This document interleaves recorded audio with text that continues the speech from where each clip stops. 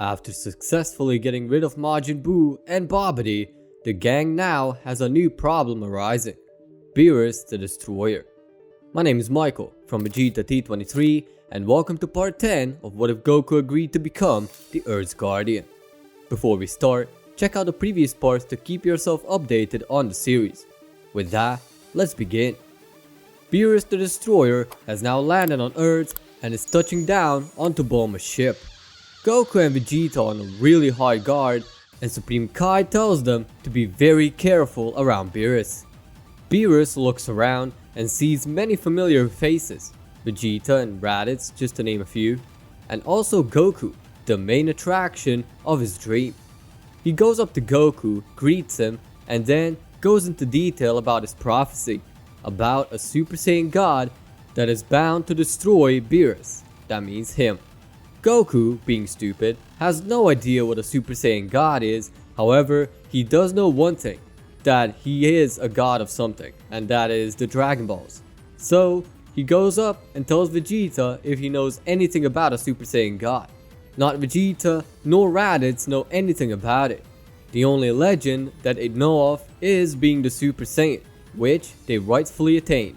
So now it's a dilemma between Beerus, Goku, and the rest of the Saiyans, whether for Beerus to destroy the planet or not. Goku then remembers something: Dragon Balls. So he comes up to Bulma, knowing that the Dragon Balls are the main prize on her ship, and asks to get the Dragon Balls so that they can ask Shenron. Bulma is very hesitant, however, eventually she succumbs to the fact that Beerus is here to destroy the planet, not to worship it. And so, Bulma gives up the Dragon Balls and Goku summons Shenron.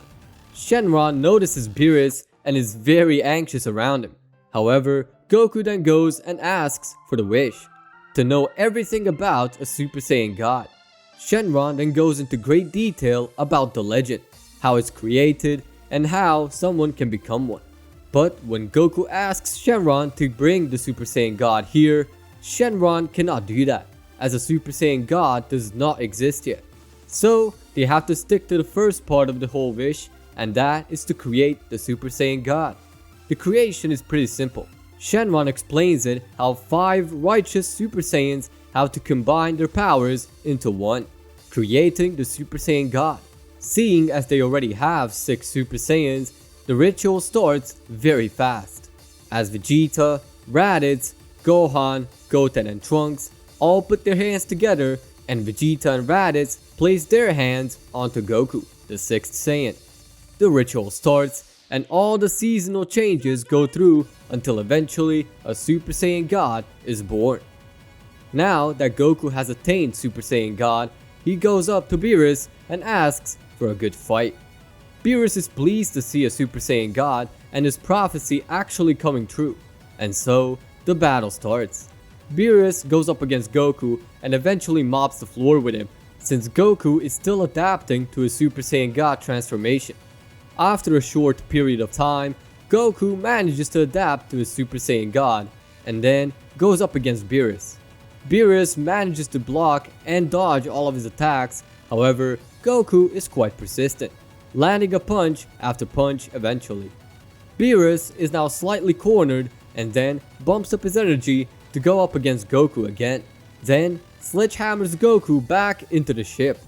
Goku springs right back into action and then tries to get Beerus into the stratosphere, where they could fight in peace. Goku's plan works, and they end up in the weak gravity and weak air of the stratosphere.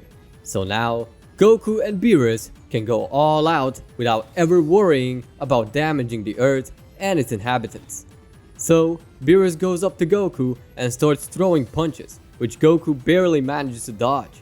However, Goku is already a little bit worn out, but doesn't give up, as he powers up a Kamehameha, which he's amazed by since it's much more powerful than a conventional Kamehameha. He throws it at Beerus, however, Beerus cancels it pretty much instantly. Beerus then rushes Goku and starts toying around with him, getting Goku to snap and then eventually releasing his full power. Beerus is now pleased to see that and then continues the offense. Beerus manages to get Goku back to Earth and then continue the fight there. However, Goku doesn't want that and then goes back up to the stratosphere with Beerus following. Considering they nearly broke the fabric of space, the Supreme Kai goes and tells Goku to try to connect their attacks so that the fabric of reality doesn't get destroyed. And so Goku listens. One kick, two kick, and the third one manages to connect, and now Beerus and Goku can finally go all out, no matter how hard they punch or kick. Eventually, Goku starts losing his Super Saiyan God ability. However, Beerus sees that he's still maintaining the power even though he's not a Super Saiyan God, and Beerus calls out Goku on it. Goku says that he didn't feel at all, but he's glad that he still gets the power, and then they continue on the fight. Goku tries his best while Beerus is toying around with Goku, throwing blasts and all kinds of waves at Goku to try and get him to quit. However, Goku tries one more last resort, another massive Kamehameha. He charges it up and throws it towards Beerus. Beerus is now struggling with Goku's Kamehameha and it tries to end it in one blow. So Beerus goes and nullifies the Kamehameha so that now Goku is all tapped out. Beerus gets Goku to the ground and then acts like he's about to destroy the world. However, he quote-unquote falls asleep so that Whis gets up in the picture, thanks Goku for the fight, and then gets Beerus off of the planet. With that little adventure, Vegeta is now free to speak and says that he's very angry at the fact that he wasn't destined to become the Super Saiyan God and swears that he will become one even without the ritual. Goku then smiles and then gets back to the party. Goku then gets a good idea to shorten the waiting span of the Dragon Balls after each usage, and so he does that after the party. A few short months later, Goku is chilling on the lookout, testing new ways of improving Shenron. All of a sudden, Whis comes up to the lookout and greets Goku. Goku is surprised to see Whis, however, Whis cuts straight to the chase. He wants to train Goku, and maybe even Vegeta and Raditz, since they're all pretty competent Saiyans.